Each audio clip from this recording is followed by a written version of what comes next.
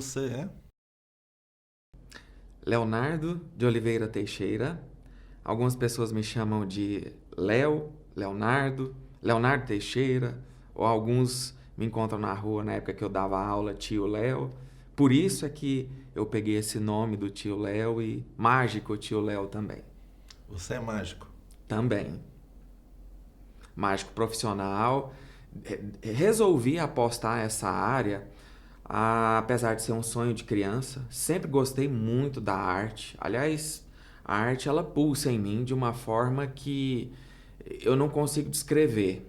Ela me atropela, ela me fascina, ela me faz me estourar por dentro e me viajar também. Você falou da sua infância, né? O que houve na infância que fez com que hoje esse mágico existisse? Olha, eu tive uma infância muito proveitosa, muito feliz. Claro que difícil em vários sentidos, mas assim como quase todo mundo tem suas histórias, uma parte da minha infância foi em ambiente rural, na outra parte aqui na cidade. Mas eu era um menino diferenciado, principalmente quando eu comparo com essa nova geração, que você não vê hoje mais criança subindo em árvore, brincando na rua, você não vê. A criança não sabe desligar um padrão de energia e sair correndo. Por mais que seja uma arte, né, digamos, saudável, mas chata para quem cai sobre essas ações, eu acho que faz parte da infância você explorar os seus limites do que é certo, do que é errado. E por curiosidade, apesar de ter tido assim uma fase arteira na infância, sempre fui muito obediente à minha mãe.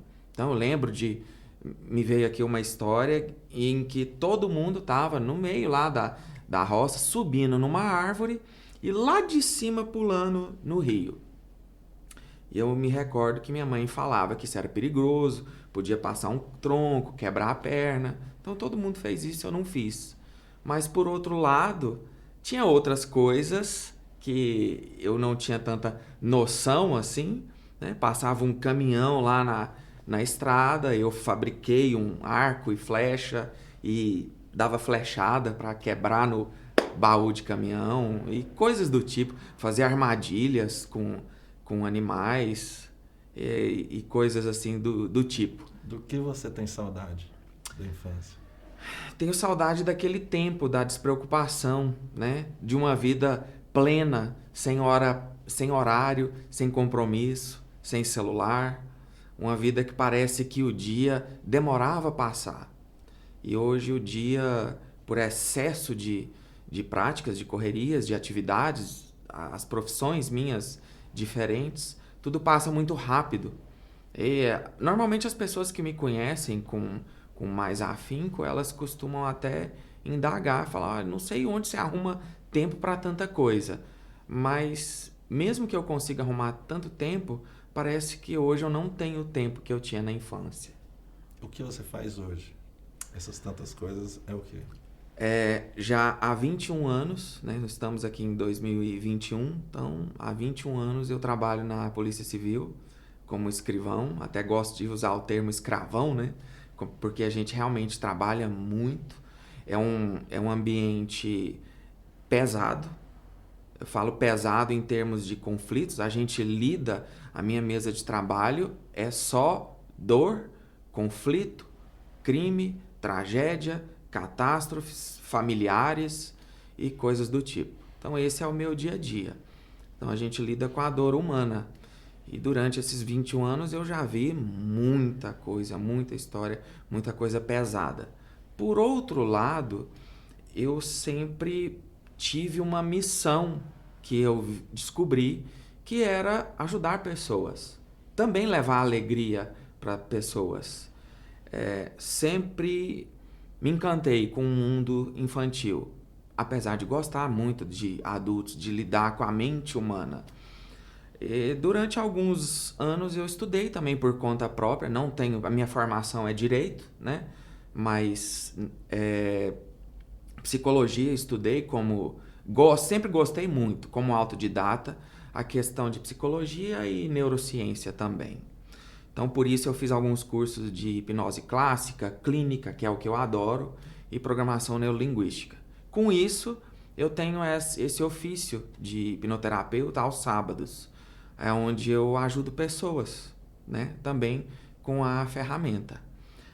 O outro trabalho, que, como a gente falou no início, é a mágica, né, o ilusionismo. Num primeiro momento, eu até acreditava que a minha vocação era o público infantil, tanto é que eu ainda uso esse nome, Mágico Tio Léo.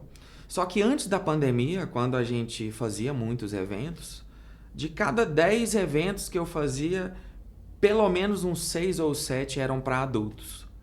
Porque eu fui me redirecionando para a mágica com palestra, trabalhar o mundo corporativo, com conteúdo. Eu misturava um conteúdo com mágica. E isso era o diferencial também, isso sempre foi o meu diferencial, acho que o meu forte, de colocar conteúdo no meio do humor, no meio da magia para o público infantil. Eu sempre tive o hábito, inclusive, de encerrar deixando alguma mensagem, mesmo que não seja motivacional, sobre disciplina, bullying, violência, enfim, alguma questão importante para o mundo infantil. E o último trabalho é a literatura, que eu também sempre gostei. Aliás, eu comecei na arte como escritor. Já com 18 anos eu já tinha publicado meu primeiro livro. E de lá para cá foram 10 ou 11. 11, com esse agora que está saindo. São 3 infantis, 2 de crônicas, que eu escrevi no jornal também durante muito tempo. Eu era cronista do Popular e depois passei a escrever toda quinta-feira no Diário da Manhã. Mas desde que eu mudei de trabalho para outra delegacia, eu não tenho tido tempo mais de escrever e tenho saudade disso. E a outra saudade me sinto um pouco como se fosse órfão por já ter perdido minha mãe no ano passado. Não foi Covid, foi com câncer, que é a mesma enfermidade que levou meu pai há 5 anos atrás, 6 anos atrás. Vamos falar de família. Vamos. Família é um presente de Deus nas nossas vidas. Muitos, inclusive, eu fico até assim, um pouco emocionado quando eu falo sobre família, porque realmente é uma questão que me toca muito. Eu sempre valorizei muito a minha família. E a família são pessoas que você não escolhe, que você veio ao mundo inserido naquele contexto e geralmente eu vejo as atrocidades que têm sido cometidas. Normalmente quando falece alguém, eu vejo lá na delegacia as brigas por conta de herança, ou filho matando pai, ou vice-versa, e várias tragédias. Eu me sinto abençoado por ter nascido onde eu nasci, apesar de ter sido pai muito novo, né? Com 24 anos eu tive meu primeiro filho e fui casado, meu primeiro casamento durante 10 anos, e assim como várias outras pessoas por aí tiveram que terminar o seu relacionamento e ficaram sozinhas. Quando eu estava na cabeça, e hoje eu tenho um filho de 18 anos, uma filha de 17 e a de 12. Então, vai fazer. E o pequenininho de 2 anos. Leonardo Elias foi o primeiro que nasceu. E ele sempre nasceu com um dom muito específico. Com 1 aninho ele já conversava e já com o português correto. Isso puxando da minha mãe, que sempre conversava muito com ele. E ele sempre foi um garoto muito inteligente, muito perspicaz. E terminou agora o 2º grau. Graças a Deus, nenhum dos meus filhos nunca me deram trabalho em nada. São muito bons mesmo. Falo, não é porque são meus. Óbvio que a gente tem todas as dificuldades. Eu, como pai de família, tive que disciplinar, colocar o não. Isso é um pouco difícil para mim, porque eu sou um pouco permissivo. Mas dizer o não faz parte da disciplina. Mas, de modo geral, nunca as atrocidades que eu vejo no mundo, bebedeira, drogas e outros conflitos, ainda bem que isso não aconteceu aqui na minha família. Então, Leonardo Elias terminou agora o 2º grau, né, o ensino médio. A Lude é uma das mais esforçadas de todos eles. Falo de esforço porque ela é uma garota muito especial. E ela, quando eu inclusive separei, ela era minha companheirona. Ficou comigo ali, enquanto eu estava sozinho, durante muito tempo em casa. Engraçado que hoje eu vendo ela uma moça bonita e vaidosa, a gente não imagina que ela era a menina largada, com roupa larga, com shorts do irmão, jogava bola muito melhor do que eu, dava show, e ela é muito esforçada, muito estudiosa, disciplinada. Ludmila.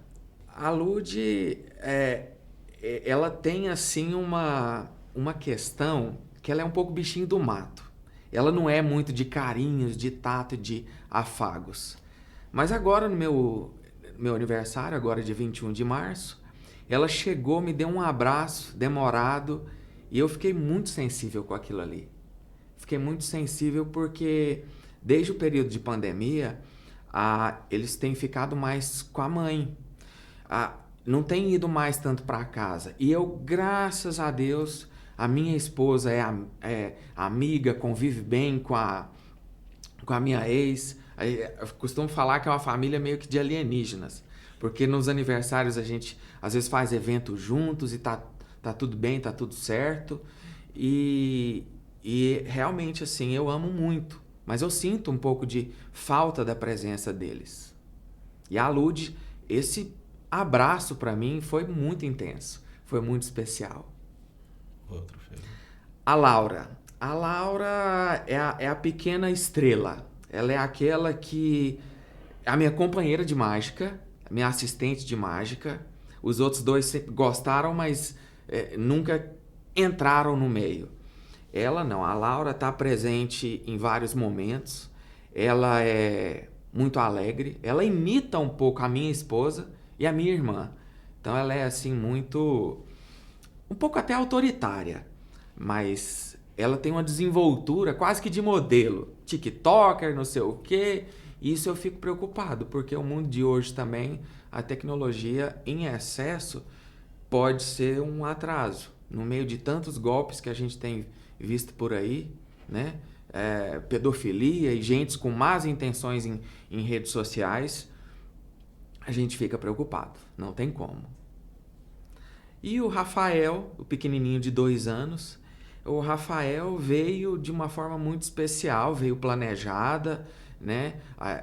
A gente perdeu, eu e minha esposa, que por sinal eu a conheço desde pequeno, a gente estudou junto, só que nunca tivemos nada, vivemos separados e reencontramos por conta de uma foto de um amigo de infância nosso em comum.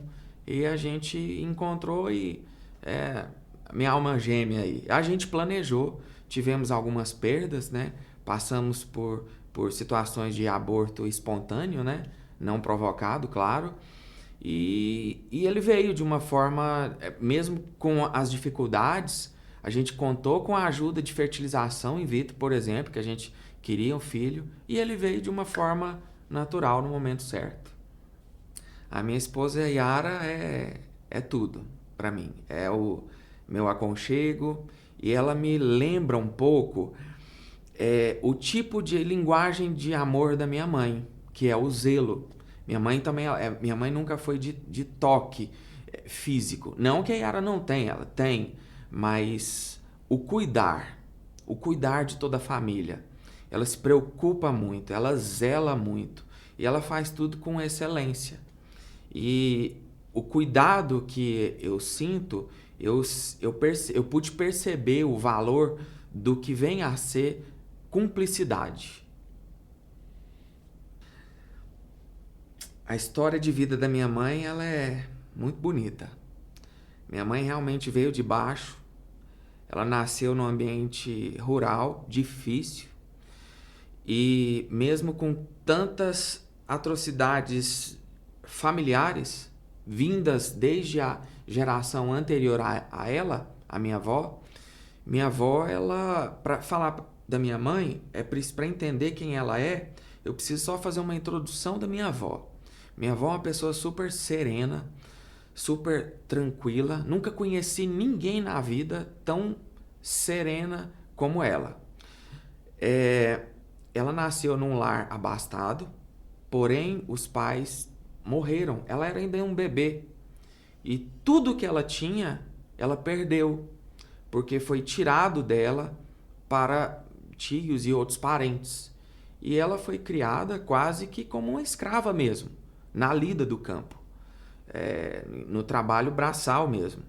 E minha mãe foi fruto de um casamento que também teve suas dificuldades, suas turbulências. Gerações antigas, mas os problemas modernos são os mesmos. Então, situações de infidelidade, situações de ausência, e tudo isso foi passado por ela.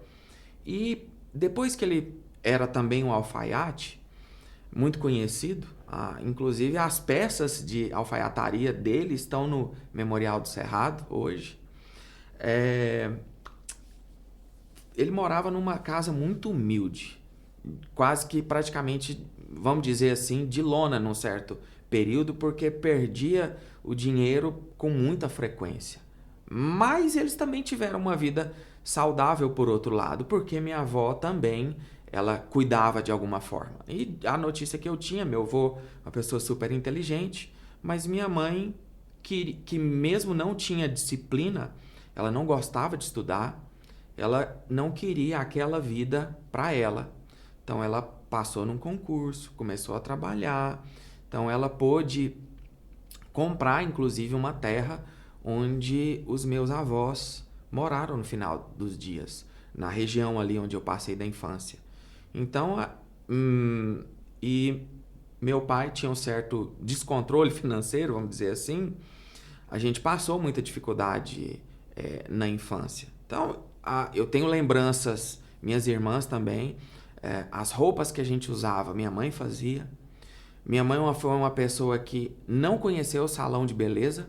Para uma mulher que não conheceu salão de beleza, a vaidade dela era mínima, ela mesma. Só que você olhava para ela tinha pouca roupa, viajava com a malinha, que é o contrário das mulheres, e é uma pessoa muito honesta, muito autêntica, muito íntegra.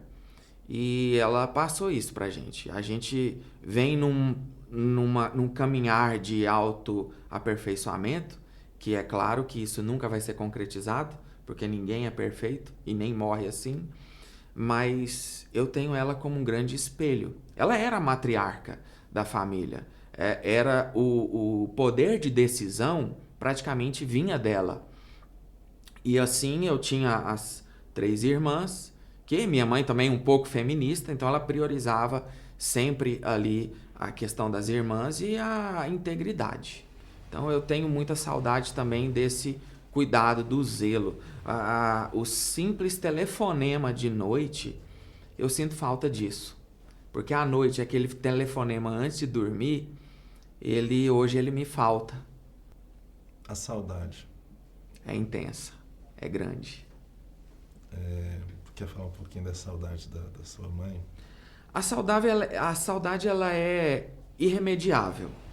Porque a saudade é aquilo que você sente quando alguma coisa está ausente no momento. E por mais que você faça, qualquer atitude que você fizer, não vai trazer a presença física. Qual? Só que tenho um entendimento. Quando a pessoa, Guimarães Rosa falava muito isso, que as pessoas não morrem, elas ficam encantadas.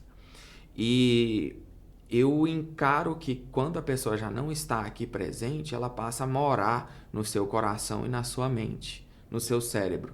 Então dá pra gente matar um pouquinho dessa saudade com boas lembranças. Quais? Olha, lembranças tipo... Recente. Lembranças de zelo, de cuidado, de preocupação, de fazer e doar, de levar comida, lanches, Mesmo eu querendo evitar a farinha branca, hoje eu sinto falta dela levar um pão de queijo para mim.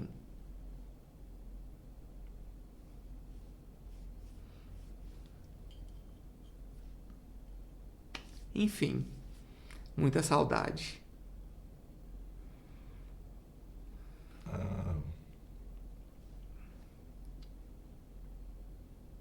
Você acha que hoje ela estaria orgulhosa da pessoa que você se tornou? Acredito que sim. Acredito que sim, porque eu também nunca fui um filho que deu trabalho para ela. A não ser o trabalho de que eu fui quem mais povoou a terra com crianças, né? Com gente. Minhas irmãs, as minhas 3 irmãs, só uma que tem um filho. E eu tive, né, os 4. Mas ela era muito feliz com eles. E ela me ajudava em todos os aspectos possíveis que ela podia. E isso a gente sente falta dessa presença dela. E eu tento passar isso para eles, para os meus, né? De ser um pai que está presente, que quer valorizar, que quer ajudar, que quer estar junto nos momentos certos e nos momentos errados. Minhas irmãs, mulheres inspiradoras, cada uma delas tem seus talentos diferentes. Ana Valéria, minha irmã mais velha, 11 anos a mais que eu, foi a primeira e cuidava muito da gente, então sempre teve muito presente. Só que, por outro lado, sempre morando em Brasília, foi muito distante também. A gente quase que não se fala. E como a amo, mesmo com esse distanciamento.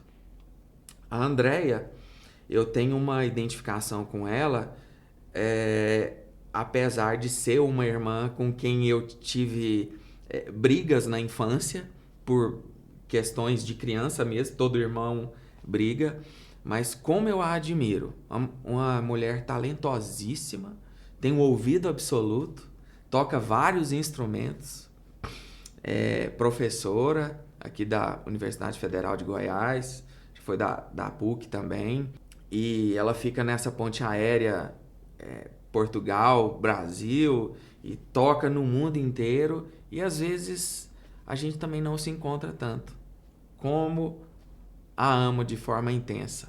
Uma pessoa muito querida. E a risada dela é contagiante. É uma risada que é impossível você ouvir e não querer sorrir também. A Eliane é o escudo da família. É quem cuida de tudo. Se não fosse ela, eu tenho muito orgulho dela, porque ela, não só por morar no mesmo prédio da minha mãe, mas é quem estava diante dela todos os dias, cuidando, tomando conta de tudo. Depois que também ela faleceu, ela que esteve à frente para cuidar da gente. Como a amo também. Tem alguma mensagem que você queria mandar para elas? Mensagem. O amor que eu sinto por vocês é intenso, é verdadeiro, é absoluto, e que vocês podem contar comigo em qualquer horário. Para os seus filhos. Mesma coisa.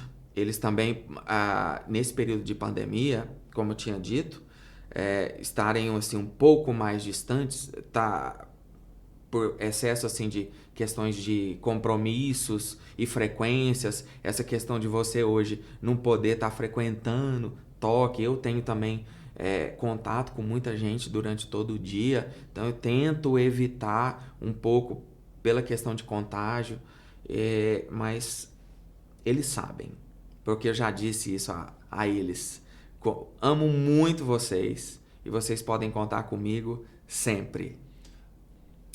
Yara, você faz meu sonho se transformar em realidade. Você sabe disso. Amo muito você. Se sua mãe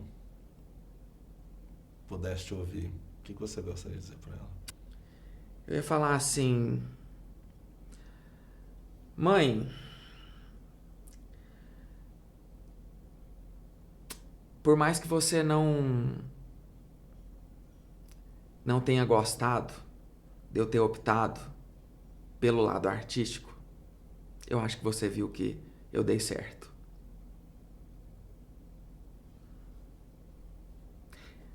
Te amo muito, mãe. E você faz falta. E pro seu pai? Meu pai, diria para ele: pai, você está presente em muitos momentos do meu dia a dia. Em pequenos momentos quando eu estou dirigindo, quando eu acelero mais do que deveria, ou quando freio de forma brusca, eu lembro dele em muitas cápsulas de momentos, muitas pílulas do dia a dia. Se hoje eu sou quem eu sou, devo isso a vocês. As pessoas desistem muito fácil das coisas. Hoje em dia, tudo é um abandono. Qualquer coisa, eu tenho um cachorro em casa, tá dando muito trabalho, vou abandonar. Meu casamento tá com conflito, vou partir para outro. Meu chefe é chato, vou mudar de emprego. Esse professor aqui, ele é muito ruim comigo, eu vou arrumar o restante da turma, vamos fazer um abaixo-assinado para tirar. Ao invés de olhar para si, parece que elas olham muito para fora. E eu sempre tive algo em mim de tentar fazer a diferença. Isso não é para aparecer. A questão artística, inclusive, eu acho muito ruim quem é um artista para aparecer, para querer ter fama, vaidade, ego. Aliás, esse é um pecado muito grande de muitos artistas. Repara que muita gente faz uma boa ação não porque ele quer que as outras pessoas se sintam bem, mas porque ele quer se sentir bem, confortável, mais bonzinho, ou para aparecer uma vitrine, uma vida de rede social, onde você vê a refeição bonita antes de ser garfada, antes de você não vê na rede social um prato já com resto de comida. Você não vê um lixo, você não vê um mendigo, você não vê o menor abandonado, quem foi ali vítima de violência. Você não vê isso, você vê a estampa. E as pessoas parecem que gostam de mostrar uma máscara. Elas vestem uma máscara que esconde a sua autenticidade. Quem elas são. Qual é o seu recado, então, para que as pessoas sejam melhores? Sejam mais autênticos. Busquem a verdade e os valores. Nós tínhamos um projeto, Palavra Mágica, a gente não tinha financiamento governamental ou institucional nenhum. A gente ia em algumas escolas. A mágica era só uma desculpa. Na verdade, a gente levava uma palestra sobre bullying, depressão, violência, sobre sonhos, disciplina, importância da leitura como agente de transformação. E eu perdi a conta de quantos, pelo menos 4 casos específicos, eu lembro muito bem, foram muito cristalinos. Teve um colégio no interior, que eu lembro inclusive que a pessoa a menina nova, bonita, linda a criança, sofria bullying justamente por ser muito bonita. E ela tinha uma vida em casa destruída. O pai abandonou o lar, parece que estava preso em algum lugar, a mãe no mundo das drogas, e ela tinha decidido se matar. E naquele dia ela já tinha escrito a carta e já tinha deixado lá. Mas ela resolveu adiar a morte dela naquele dia porque soube que ia ter um show de mágica na escola e ela ficou curiosa e queria assistir. E de alguma forma a palavra que a gente levou tocou no coração. E aí vem o aspecto da hipnoterapia que depois que você desarma o espírito crítico, você concentra a criança e passa pelo lado lúdico, ela presta atenção.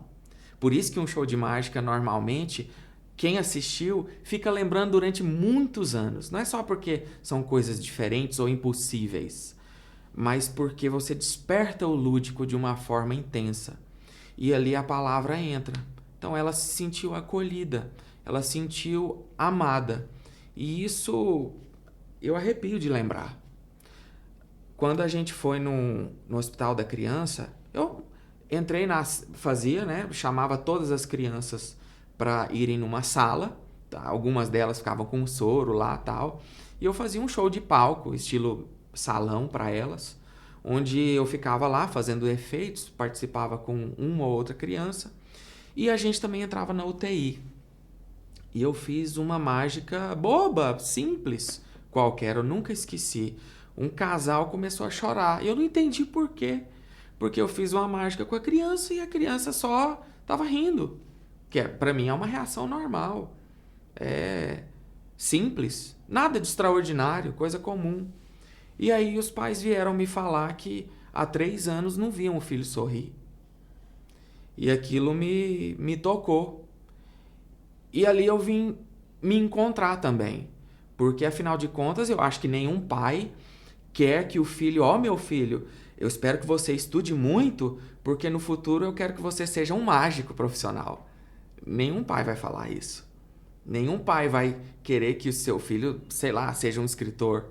Talvez até por isso eu tenha uma outra profissão, mas para mostrar para os pais que eu também sou capaz do trabalho normal, né? Só que para mim a mágica é um trabalho normal. E o que eu queria falar para as pessoas: não desistam. Não desistam do que realmente é importante. Não desista da sua família. Não desista do seu casamento. Não desista do seu trabalho. Será que às vezes você não pode doar um pouco mais de você? Será que você não pode se transformar numa pessoa melhor para você e para quem você vive, ao invés de ficar olhando só para os outros? E muitas vezes você sabe disso, no fundo. Só que outras não. Você nem percebeu que machucou. E se por acaso, com certeza, deve ter, com certeza, se tiver alguém que por algum motivo eu já tenha machucado, né, eu peço perdão, peço desculpa, peço uma visão não de julgamento humano, mas de coração do seu semelhante. E que tenha compaixão, porque esse é uma segunda situação que eu vejo que falta para as pessoas. Falta essa compaixão. Na minha mesa de trabalho mesmo, eu vejo que se a pessoa tivesse compaixão, para começar, ela nem ia lá na delegacia reclamar de alguma situação se ela tivesse uma compaixão. Começa daí. Então, falta isso para as pessoas. E peço essa compaixão. Talvez um detalhe que muita gente às vezes não sabe. Eu sou um sobrevivente. Poucos sabem dessa história. Quando eu nasci, eu tive infecção hospitalar. Minha mãe disse para mim que eu fui o único que eu escapei. Com 3 anos, alimentação normal, num desses plantões da vida, me deram penicilina, bezetacil, e eu era alérgico. Fui para UTI. Fiquei roxo, quase morri. Sobrevivi disso daí. Daí eu perdi uma grande qualidade humana, o paladar. Mas não o paladar de sentir tudo que eu como. Eu perdi uma situação que durante mais de 30 anos eu cresci sem poder me alimentar direito, sem comer carne, sem comer tempero, porque se eu comia, passava mal. Poucos sabem dessa história. Você imagina o sofrimento que é, e eu adoro o cheiro de um churrasco, mas eu tô lá e vou comer só um milho e uma batata, ou uma coisa insossa. E essa situação eu descobri também, com o poder da mente, que eu não precisava ter tanta dificuldade assim, que eu podia inserir aos poucos alguns temperos. Hoje eu tenho dificuldade e eu me vejo com o paladar infantil. A cebola, a carne por conta da textura. Mas durante muito tempo eu fiquei sem poder usufruir do alimento. E minha mãe era uma excelente cozinheira. Então eu não pude usufruir de tudo que minha mãe cozinhava. Isso é um grande sofrimento que eu tinha. Mas, seja assim ou não, hoje eu convivo bem com isso. Eu aprendi a lidar bem com essa restrição. E por incrível que pareça, eu desfoquei com o olho no problema, que eu acho que muitos devem fazer isso, para olhar para a solução. Olha, se acontecer alguma tragédia no mundo e eu tiver, por exemplo, vou dar um exemplo esdrúxulo só para, se eu tiver só uma bacia de pipoca, 2 bacias de pipoca por dia, eu tenho certeza que eu passo um ano tranquilo, sossegado. Os outros vão ter dificuldade. Então, aprendam a olhar as suas próprias dificuldades olhando com bons olhos para elas, olhando quais as vantagens que você pode usufruir e não se vitimizando ou se martirizando ou sofrendo só por conta das dificuldades. É isso.